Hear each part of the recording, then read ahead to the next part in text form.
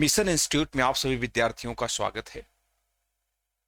आइए आज हम लोग ज्वार और भाटा के अन्य अंगों को देखने का प्रयास करेंगे। तो सबसे पहले जब हम ज्वार और भाटा के विषय में पढ़ रहे हैं,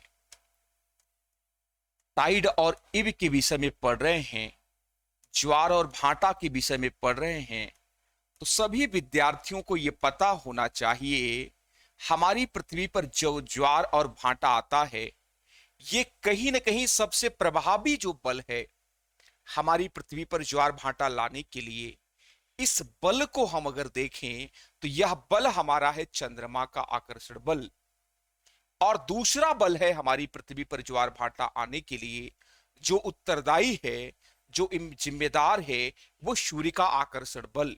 लेकिन वह बल उतना ज्यादा प्रभावी नहीं होता है, और कहीं ना कहीं हमारी पृथ्वी पर मौजूद महासागरों में जो ज्वार भाटा आता है उसके लिए जिम्मेदार एक अन्य बल है, जिस बल को हम जानते हैं पृथ्वी के अपकेंद्रीय बल के रूप में। इस अपकेंद्रीय बल से भी कहीं ना कहीं हमारी पृथ्वी पर ज्वार भाटा आता है। तो ये सारे बल हमारी पृथ्वी में मौजूद महासागरों में जल को खींचते हैं, और जब ये जल को खींचते हैं उसी दौरान हमारी पृथ्वी पर कहीं ना कहीं टाइड और इब जैसी संभावनाएं बनती हैं।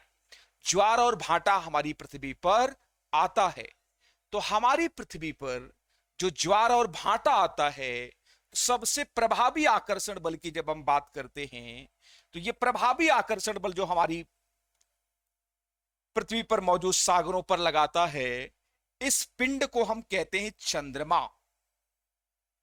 चंद्रमा ऐसा पिंड है जो प्रभावी आकर्षण बल लगाता है और हमारी पृथ्वी पर आने वाले टाइड और इब के लिए उत्तरदायी है, ज्वार और भाटे के लिए उत्तरदायी है। ये बल हमारी पृथ्वी पर काम करते हैं। तो यहां पर हम लोग देखें, चंद्रमा यहां पर अगर मौजूद है तो हमारी पृथ्वी पर कहीं ना कहीं ज्वार और भाटा चंद्रमा के यहां मौजूद होने की वजह से आया, और जैसे ही ज्वार भाटा आएगा तो यह हमारा जल ऊपर की तरफ फेंका जाएगा। ज्वार आया, उठते हुए जल को हम ज्वार कहते हैं, और जब जल हमारा इस प्रकार से उठ करके और पुनः नीचे आता है तो इसे हम भाटा कहते हैं। तो इस तरीके से हमारी पृथ्वी में जब यहां पर ज्वार आता है तो ठीक हमारी पृथ्वी पर जो अपकेंद्रीय बल लग रहा है, उस अपकेंद्रीय बल की वजह से दूसरे साइड हमारा जो ज्वार आता है उसे हम कहते हैं प्रतिज्वार।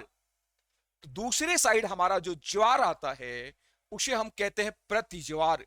ठीक उसके उल्टा यहां पर प्रतिज्वार भी आएगा।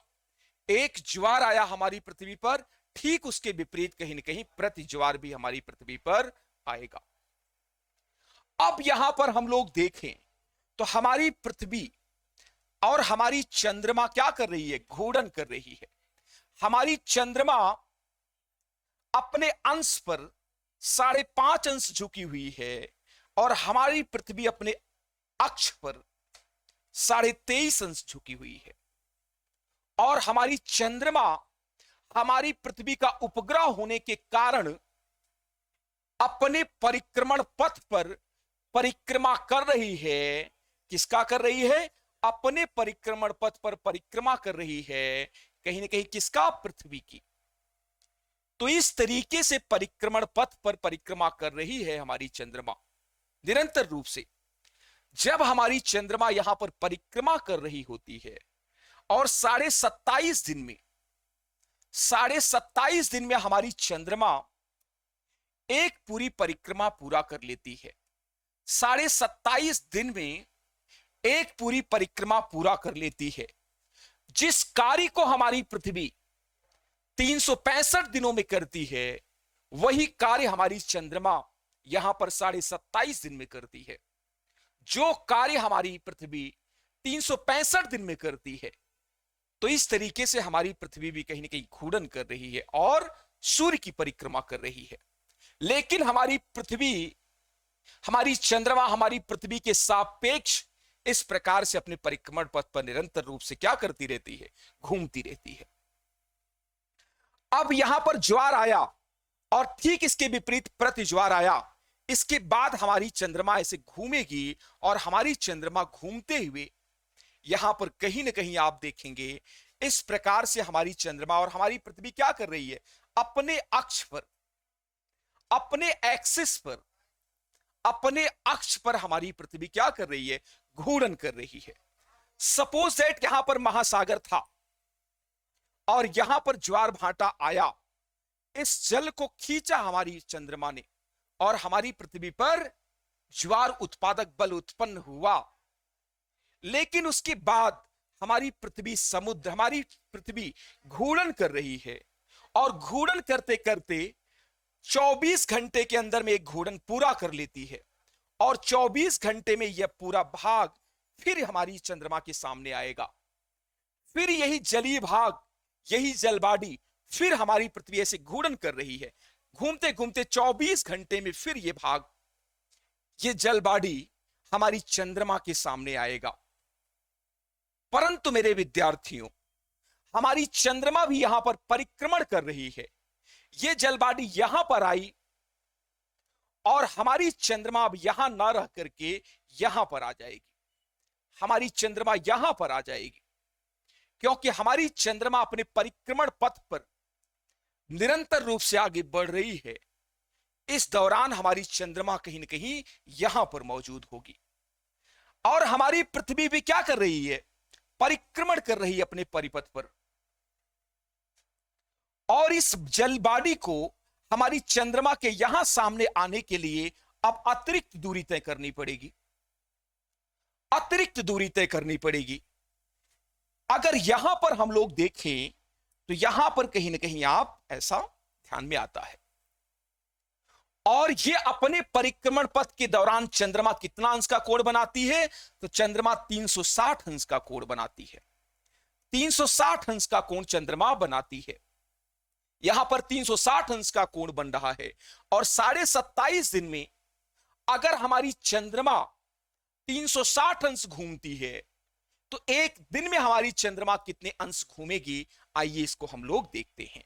तो एक दिन में हमारी चंद्रमा कितना घूमेगी, एक दिन में अगर हम घूमने का निकालें तो यहां पर 360 बटे 27.5 जब हम करते हैं तो आता है 13 अंश। हमारी चंद्रमा एक दिन में 13 अंश घूमती है, अर्थात पुनः ज्वार आने के लिए 13 अंश इस भूखंड को, इस जलबाडी को क्या करना पड़ेगा, अतिरिक्त 13 अक्षांश इधर जाना पड़ेगा, 13 अक्षांश यहां पर आना पड़ेगा। तब जाकर के कहीं ना कहीं यहां पर भूकंप, यहां पर ज्वार उत्पादक बल काम करेगा इस जलबाडी में। अब 13 अंश, एक अंश जाने के लिए 4 मिनट लगता है, इसलिए 13 अंश ऊपर जाने के लिए 13 गुणे 4 बराबर 52 मिनट। तो कहीं ना कहीं हमारी चंद्रमा को 52 मिनट ये 13 अंश की दूरी तय करने में लगेगा। इस 13 अंश की दूरी तय करने में, ये जो 13 अंश का कोण बन रहा है, इस दूरी को तय करने में अब हमारी चंद्रमा को अतिरिक्त रूप से चलना पड़ेगा।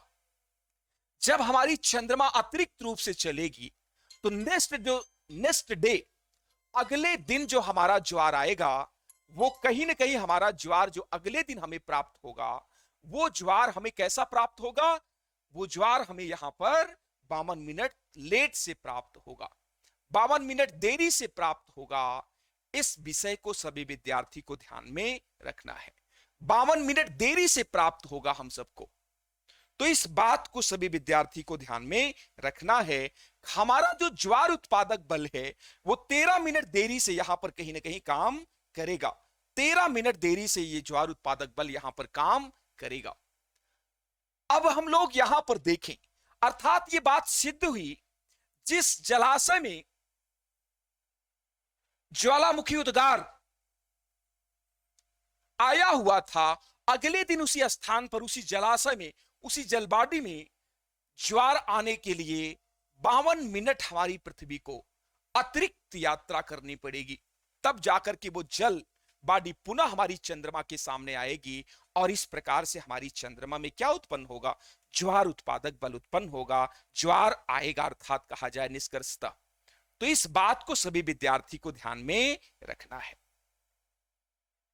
तो ये हमारी पृथ्वी है। और अगर आपसे प्रश्न पूछा जाए यहां पर अगर ज्वार आया तो ठीक कितने प्रति ज्वार यहां पर आता है, ठीक उसका प्रति ज्वार आता है। और फिर यहां पर हम लोग देखें जो हमारे ज्वार होते और यहां पर कहीं ना कहीं क्या आएगा, भाटा आएगा। यहां पर कहीं ना कहीं हमें क्या प्राप्त होगा, भाटा प्राप्त होता है। तो इस तरीके से ये बातें ध्यान में रखनी है, हमें भाटा प्राप्त होता है। तो इस विषय को सभी विद्यार्थी को ध्यान में रखना है। तो यहां पर हम लोग देखने का प्रयास करें अगर, तो ये बात ध्यान में आती है। ये हमारी पृथ्वी है।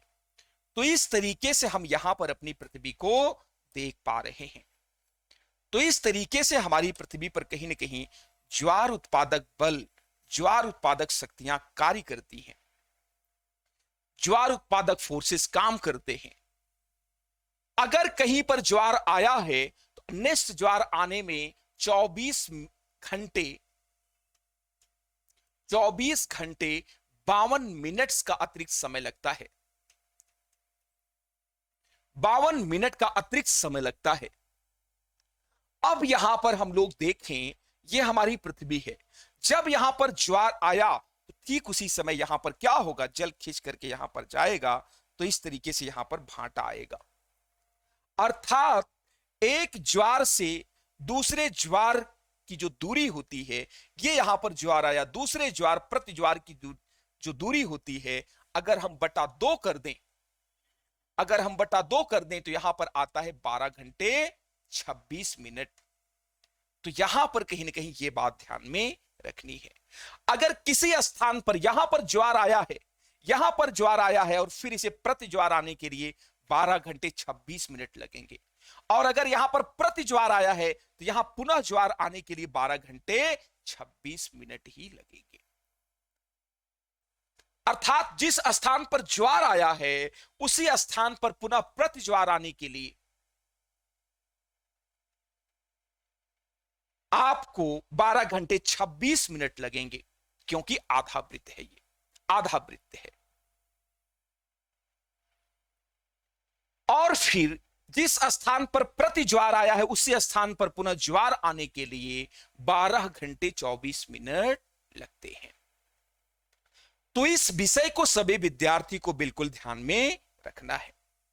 तो इस तरीके से हमारी पृथ्वी पर ज्वार और भाटा आते रहते हैं। एक ज्वार और एक भाटा के मध्य कितने समय का अंतर होता है, तो यहां पर फिर हम इसे 4 से भाग दे दें। अगर 24 घंटे 52 मिनट को 4 से भाग देना पड़ेगा, क्योंकि यहां पर क्या बन गया, चतुर्थांश बन गया। तो यहां पर आता है हमारा फिर 6 घंटे 13 मिनट। 6 घंटे 13 मिनट का समय लगता है। एक ज्वार के बाद एक भाटा आने में 6 घंटे 13 मिनट, एक भाटा के बाद एक ज्वार आने में 6 घंटे 12 मिनट, और फिर यहां पर एक ज्वार और एक भाटा के बीच इतना ही अंतर होता है। तो इस तरीके से हमारी पृथ्वी पर ज्वार और भाटा आता है। तो इस तरीके से हम लोग कहीं ना कहीं ज्वार और भाटा प्राप्त करते हैं। इस विषय को सभी विद्यार्थी को ध्यान में रखना है। हम लोग कल देख रहे थे, अपने तीनों पिंडों की स्थितियों का अध्ययन कर रहे थे, जिसके दौरान हमने पाया कहीं ना कहीं हमारी पृथ्वी में, कहीं ना कहीं हमारी पृथ्वी में, कहीं ना कहीं हमारी पृथ्वी में इस प्रकार की घटनाएं, 3 पिंडों की स्थितियों का अध्ययन हम लोग कर रहे थे, जिसके तहत हमने देखा किस तरीके की घटनाएं हमारी पृथ्वी में घटित हो रही हैं, कैसे युति होता है, ब्यूटी क्या होता है। इन सारे विषयों को हम लोग यहां पर देखने का प्रयास कर रहे थे, जिसके तहत हमने देखा कि युति क्या होता है, ब्यूटी क्या होता है, सिजगी किसे कहते हैं, दीर्घ ज्वार किसे कहते हैं, लघु ज्वार किसे कहते हैं, चंद्र ग्रहण किसे कहते हैं, अमावस्या किसे कहते हैं। और हमने इस दौरान देखा कि जब हमारी पृथ्वी 180 अंश का कोण बनाती है, तब कहीं ना कहीं दीर्घ ज्वार आता है। और जब हमारी पृथ्वी यहां पर कहीं ना कहीं कितने अंश का कोण बनाती है, 90 अंश का कोण बनाती है, तो लघु ज्वार आता है। ये लघु ज्वार और दीर्घ ज्वार के विषय में हम सबको ध्यान में रखना है। और फिर कहीं ना कहीं आप देखिए एक स्थितियों में और दीर्घ ज्वार और लघु ज्वार आता है। यह हमारी पृथ्वी है और यह हमारी चंद्रमा है। और आप सभी विद्यार्थी जानते हैं हमारी पृथ्वी का चंद्रमा चक्कर लगा रही है। हमारी अर्थ का, हमारा मून, इकलौता मून है हमारा चंद्रमा, और ये परिक्रमा पथ पर चक्कर लगा रहा है। 27.5 दिन में एक चक्कर पूरा कर लेता है। 27.5 दिन में एक चक्कर हमारा चंद्रमा पूरा कर लेता है। तो हमारे चंद्रमा की, जो हमारी पृथ्वी की चक्कर लगाने का परिपथ होता है, वो पूरी तरीके से गोल नहीं है। वो पूरी तरीके से गोल नहीं है। एक स्थान पर अगर हम त्रिज्या इसकी खींचें तो एक स्थान पर इसकी त्रिज्या बहुत बड़ी हो जाती है और दूसरे स्थान पर इसकी त्रिज्या क्या हो जाती है, छोटी हो जाती है। एक स्थिति अर्थात ऐसी बनती है जब चंद्रमा हमारी पृथ्वी के अत्यधिक नजदीक होती है, और दूसरी स्थिति ऐसी बनती है जब चंद्रमा हमारी पृथ्वी के सबसे दूर होती है, सबसे दूर होती है। तो ये दो स्थितियां बनती हैं इस परिक्रमण पथ को लेकर के। जब चंद्रमा हमारी पृथ्वी के अत्यधिक नजदीक होती है तो उस अवस्था को हम कहते हैं उपभू। उसको हम कहते हैं उपभू। और जब हमारी चंद्रमा हमारी पृथ्वी से अत्यधिक दूरी पर होती है तो उसे हम कहते हैं अपभू। उपभू और अपभू की अवस्था भी दीर्घ ज्वार और लघु ज्वार के लिए उत्तरदायी है। जैसे हमारी चंद्रमा के द्वारा निर्मित परिपथ के एंगल के आधार पर दीर्घ ज्वार और लघु ज्वार हम सबको प्राप्त हो रहे थे हमारे जल बॉडीज में, महासागरों में, उसी तरीके से कहीं ना कहीं यहां पर भी ऐसा देखने को मिलता है। जब हमारी चंद्रमा और पृथ्वी सबसे नजदीक होंगे तो इन दोनों पिंडों के मध्य काम करने वाला प्रभावी आकर्षण बल ज्यादा हो, जिसके कारण कहीं ना कहीं हमारी चंद्रमा हमारे यहां पृथ्वी पर मौजूद महासागरों में जल को बहुत तीव्रता के साथ खींचेगा। और इस कारण से यहां पर क्या आएंगे, यहां पर कहीं ना कहीं स्प्रिंग टाइड आएंगे, जिसे हम कहते हैं उच्च ज्वार। तो यहां पर हम सभी को उच्च ज्वार देखने को मिलते हैं, स्प्रिंग टाइड देखने को मिलते हैं। और फिर दूसरी अवस्था में जब हमारी चंद्रमा और पृथ्वी दूर की अवस्था में होते हैं तो यहां पर निम्न ज्वार देखने को मिलता है या लघु ज्वार देखने को मिलता है। तो यहां पर कहीं ना कहीं कौन से ज्वार आएंगे, लघु ज्वार आते हैं, जिसे हम कहते हैं नीप टाइड। तो ये बातें ध्यान में रखना है। नीप टाइड आएगा, लघु ज्वार प्राप्त होगा, शॉर्टेस्ट। तो इस तरीके से हमारी पृथ्वी में हमारी चंद्रमा की परिक्रमण गति भी कहीं ना कहीं ज्वार को प्रभावित करती है। यहां पर एक शब्द आया है उप। उप माने होता है नजदीक। जैसा कि आप लोगों ने पढ़ा है, सभी विद्यार्थी जानते हैं, उपनिषद। उपनिषद में उप का मतलब होता है समीप। उपनिषद को, ज्ञान को इस किसी विद्वान के समीप अरण्य में बैठ करके ग्रहण करने को हम उपनिषद कहते हैं। अर्थात ऋषि के समीपस्थ, ऋषि के नजदीक बैठ करके उपनिषद का ज्ञान ग्रहण करने को, तमाम प्रकार के पुस्तकों का ज्ञान ग्रहण करने को, ज्ञान प्राप्त करने को ही हम क्या कहते, उपनिषद। ऋषि के समीप, नजदीक। तो यहां पर भी कहीं ना कहीं उप का मतलब होता है नजदीक, और भू का मतलब होता है, भू संस्कृत का शब्द है जिसका मतलब होता है हमारी पृथ्वी। हमारी पृथ्वी जब नजदीक होगी तो उसे, जब उपभू नजदीक होगी किसी पिंड के तो उसे उपभू कहते हैं। जब दूर होती है तो उसे हम क्या कहते हैं? अपभू कहते हैं। अपोगी और पेरीगी, तो ये बातें ध्यान में सभी विद्यार्थियों को रखना है। तो इस तरीके से हमारी चंद्रमा भी कहीं ना कहीं हमारे ज्वार उत्पादक बल के लिए क्या होती है? उत्तरदायी होती है। हमारे दीर्घ ज्वार के निर्माण के लिए उत्तरदायी होती है। ये हमारी पृथ्वी पर दीर्घ ज्वार लाती है। उपसौर और अपसौर की तरह है ये, उपभू और अपभू। उसमें हमारे पृथ्वी और सूर्य के मध्य की दूरी की बात हम करते हैं, लेकिन यहां पर जब हम बात करते हैं तो हमारे इन दोनों पिंडों की बात करते हैं, चंद्रमा और पृथ्वी को लेकर के हम बात करते हैं। और ये हमारी पृथ्वी पर कहीं ना कहीं ज्वार उत्पादक बल के रूप में काम करते हैं।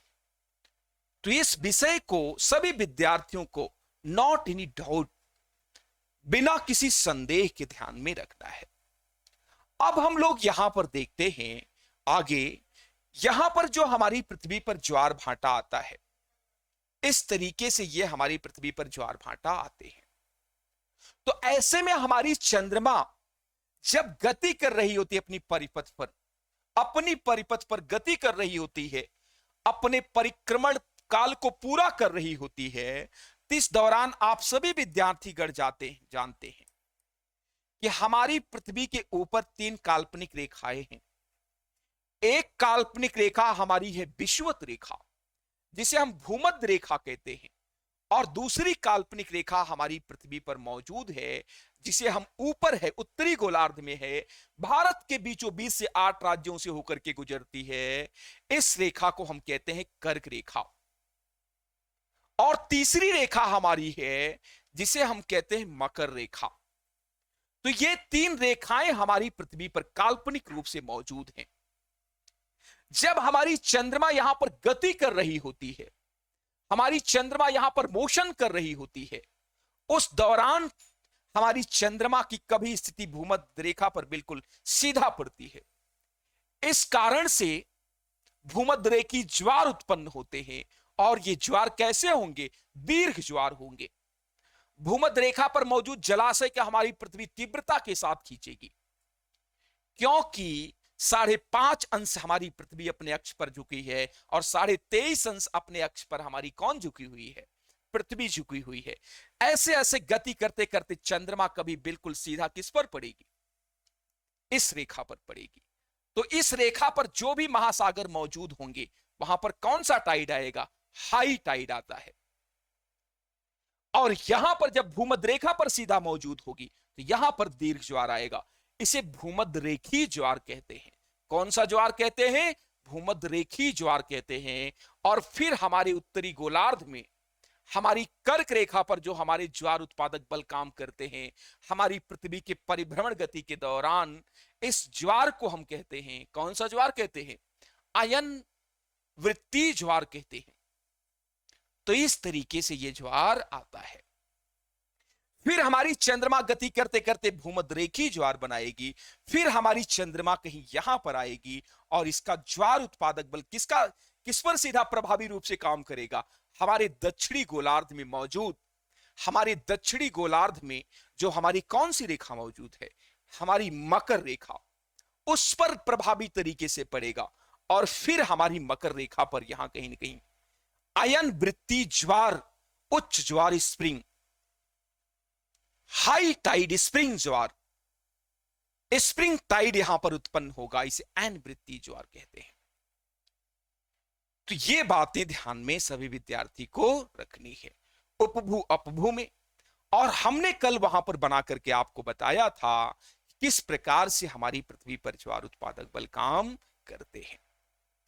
और फिर इस तरीके से हम देखें दैनिक ज्वार, अर्धदैनिक ज्वार, इस तरीके से फिर हम आप दीर्घ ज्वार, लघु ज्वार, भूमध्य रेखी ज्वार, अयन वृत्तीय ज्वार, ये सब हमारे ज्वार के क्या हैं?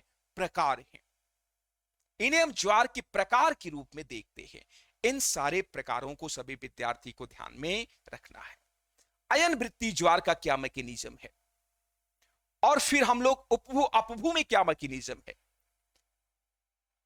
तो इस तरीके से ये बातें ध्यान में रखनी है।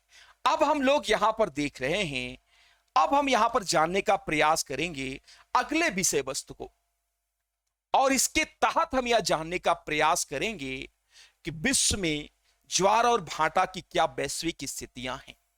आइए इसको देखते हैं, विश्व में ज्वार और भाटा को लेकर के क्या वैश्विक स्थितियां हैं, इस बात को यहां पर हम लोग समझने का प्रयास करते हैं। तो यहां पर यह हमारा विश्व का मानचित्र है। यह हमारा हो गया नॉर्थ अमेरिका, और यह हमारा कहीं ना कहीं आपका साउथ अमेरिका। और फिर यहां पर आप सभी लोग देखेंगे ये अपना प्यारा यूरोप हो गया, और यहां पर अपना अफ्रीका, और फिर आपका यहां पर कहीं ना कहीं आप देखेंगे तो आपका प्यारा भारत, महान भारत, सशक्त भारत, मजबूत भारत, समृद्ध भारत, इस तरीके का आपका यहां पर भारत है। अत्यंत प्रिय भारत, ऋषि महर्षियों का भारत, संतों का भारत, ईरान मिस्र रोमा सब मिट गए जहां ते, कुछ बात है कि हस्ती मिटती नहीं हमारी।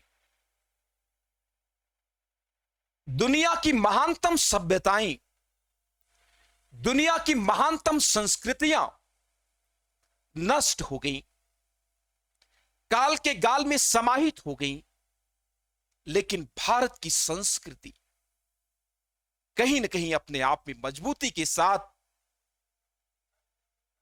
आज भी चिरस्थायी है, अपनी निरंतरता को मजबूती के साथ बनाए हुए है। तो इसके पीछे कहीं ना कहीं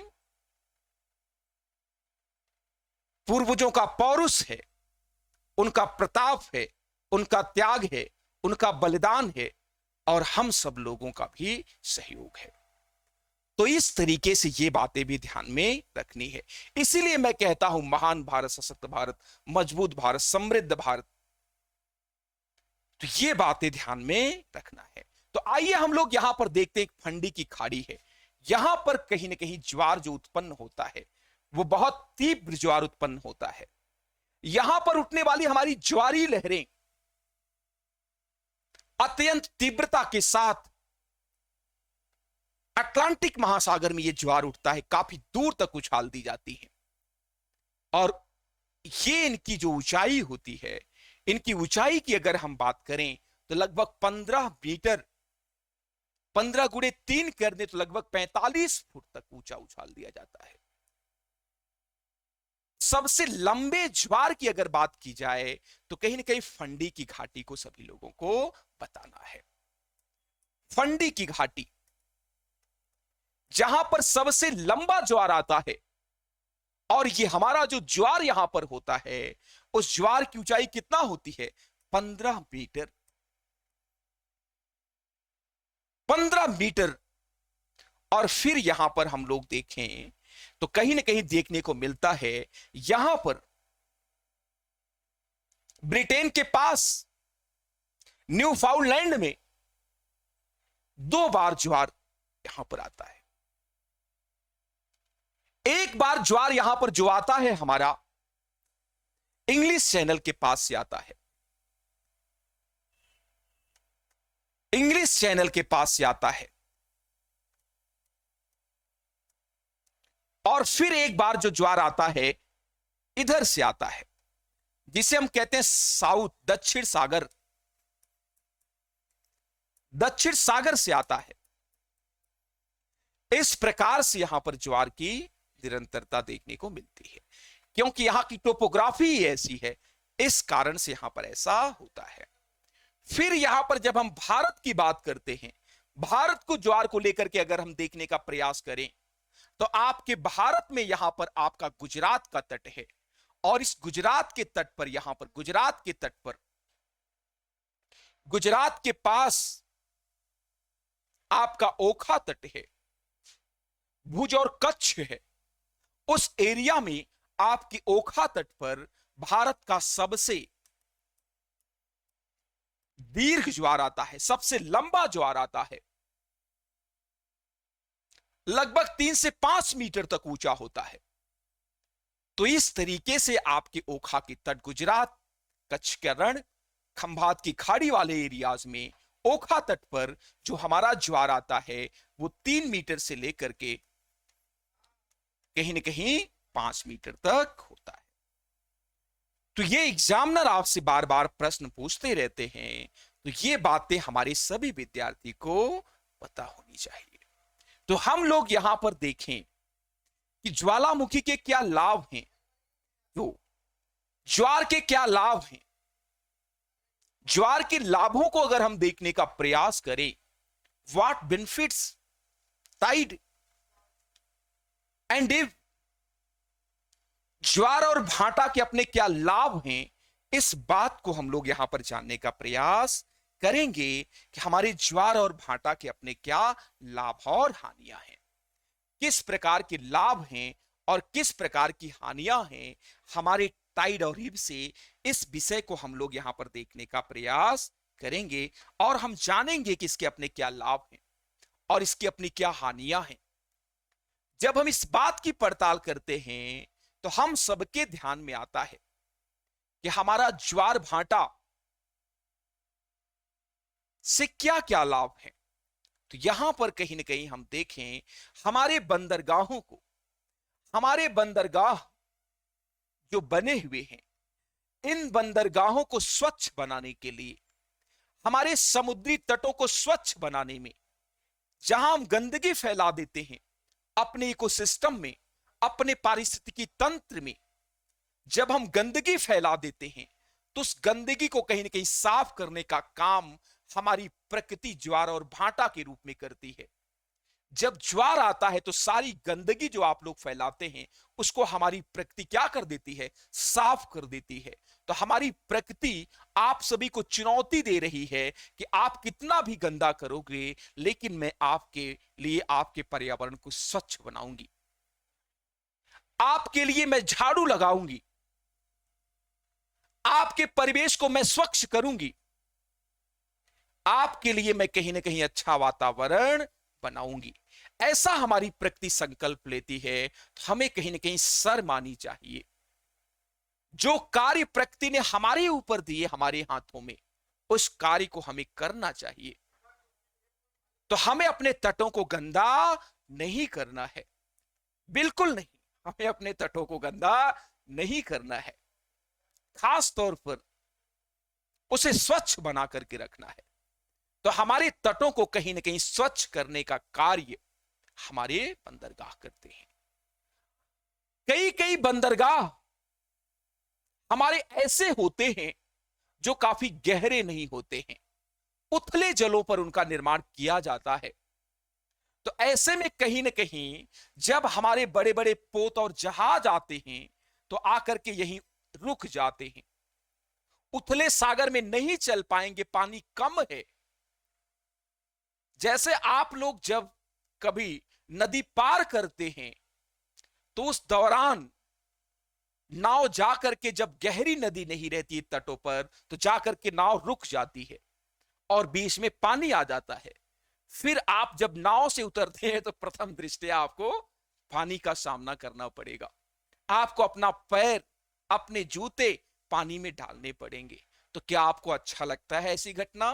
बिल्कुल अच्छी नहीं लगती। मैं बिल्कुल जानता हूं यह घटना आपको अच्छी नहीं लगती है। तो यहां पर कहीं ना कहीं आप अपने जूते को आप नहीं गंदा करना चाहते, तो यहां पर तो हमारा पोत है पूरा का पूरा, तो हमारा पोत यहां पर आकर के रुक जाता है उथले जलों में। और फिर हमारे पायलट जो होते हैं, बड़े बड़े इंजीनियर्स होते हैं, वो सभी लोग यहां पर इंतजार करते हैं कि ज्वार आए, और जैसे ही ज्वार आता है यहां का जलस्तर बढ़ेगा, यहां बहुत सारा जल आ जाएगा, और जैसे यहां बहुत सारा इसका जलस्तर अपग्रेड होगा, वैसे ही हमारे पायलट अपने नाव को, अपने पोत को चला करके ला करके यहां बंदरगाह के किनारे स्टैंड में खड़ा कर देंगे। और फिर इससे सामान उतरता है, और फिर जब सामान उतर जाता है तो फिर गहरे जल में आने के लिए, डीप सीज में आने के लिए ज्वार और भाटे का क्या करेंगे? इंतजार करेंगे। फिर जैसे ही ज्वार भाटा आता है वैसे ही पायलट अपनी स्टीयरिंग पर बैठते हैं और तुरंत ही आपके विशाल पोत को ला करके डीप सीज में कर देते हैं और फिर लेकर के चले जाते हैं। तो ये ज्वार और भाटा से कहीं ना कहीं लाभ हुआ कि नहीं हुआ? तो ये ज्वार और भाटा के अपने क्या है? लाभ हैं, अपने बेनिफिट्स हैं। तो इस तरीके से ये बातें ध्यान में रखनी है। हमारे ज्वार और भाटा से क्या लाभ है? हमारे ज्वार और भाटा हमारे लिए विद्युत उत्पादक बल के रूप में काम करते हैं। जब हमारे समुद्रों में ज्वार आता है तो हमारे जल में गतिज ऊर्जा हो जाती है, या फिर कहें आपको यहां पर विद्युत उत्पादन करना है तो यहां पर आप एक दीवार बना दें। जैसे ही ज्वार आएगा पानी यहां पर जाएगा व्यापक पैमाने पर, और जैसे ही पानी वहां पर जाएगा इस पानी को रोक करके फिर आप यहां पर डायनेमो लगा दें, टरबाइन लगा दें, और यहां पर टरबाइन लगा करके उस टरबाइन पर ऊंचाई से जल को गिराएं। ऐसे तरतर तरतर जल को गिराएं ऊंचाई से, वेग के साथ, गतिज ऊर्जा के साथ। जैसे इस जल को गिराएंगे ये गतिज ऊर्जा हमारी टरबाइन की मदद से ये किसमें बदल जाएगी? विद्युत ऊर्जा में बदल जाएगी, इलेक्ट्रिक एनर्जी में तब्दील हो जाएगी। और उसी इलेक्ट्रिक एनर्जी का आप लोग क्या करते हैं? अपने घरों में उपयोग करते हैं, क्योंकि आज मानव जीवन पूरी तरीके से विद्युत पर केंद्रित है। तो ये बातें ध्यान में रखना है, इससे ऐसा लाभ आप प्राप्त कर सकते हैं। और फिर जब हमारी पृथ्वी पर ज्वार आते हैं इस महासागरों में, तो हमारे महासागरों में बहुत सारे खनिज संसाधन हैं, बहुत सारे खनिज संसाधन हैं हमारे महासागरों में। ये सारे के सारे खनिज संसाधन हमारे तटों पर आ जाते हैं। कुछ तो ऐसे संसाधन हैं जो मानव जीवन के लिए उपयोगी हैं, जैसे कैल्शियम कार्बोनेट के बड़े बड़े खोल, और फिर यहां पर कहीं ना कहीं शंख, सीपी, घेघा, बहुत सारी मछलियां आपके तटों पर आ जाती, बहुत सारे समुद्री प्लांट्स। क्योंकि आज सी फूड का कॉन्सेप्ट है, लोग समुद्री जीव और अत्यधिक प्रोटीन प्राप्त करने के लिए खा रहे हैं। तो इस तरीके से कहीं ना कहीं यहां पर आपको देखने को मिलता है। तो ये सारे लाभ कहीं ना कहीं हमें किससे प्राप्त होते हैं? ज्वार और भाटा से प्राप्त होते हैं। ज्वार और भाटा ये सारे लाभ मानव समाज को देते हैं। तो इस विषय को ध्यान में रखना है, चाहे वो विद्युत उत्पादन की बात हो, चाहे हमारे तटों तक हमारे पोत को लाने की बात हो, चाहे हमारे तटों पर पसरी हुई गंदगी को साफ करने की बात हो, हमारे तटों को स्वच्छ बनाने की बात हो,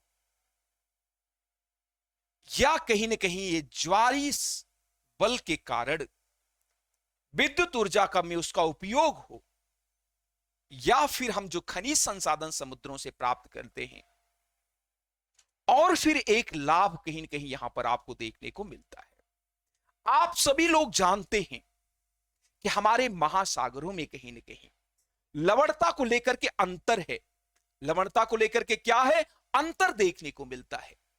जो ये अंतर है लवणता को लेकर के हमारे महासागरों में, इस अंतर को समाप्त करने, इस अंतर को बैलेंस करने का काम कहीं ना कहीं कौन करता है? ये ज्वार भाटा करते हैं। हमारे पूरे महासागर के जल को उद्वेलित कर देते हैं और ये हमारे जल पूरी तरीके से इधर उधर जाते हैं। इससे लवणता आपस में मिलती है। तो इस तरीके से ये बातें भी ध्यान में रखना है। तो हम यहां पर देख रहे थे कि हमारे ज्वार के अपने क्या क्या लाभ हैं और ज्वार भाटा कैसे आता है, उसकी क्या क्या स्थितियां होती हैं। इन सारे विषयों पर हम लोग बृहद और विस्तृत चर्चा कर रहे थे। इसी के साथ जय हिंद, जय भारत।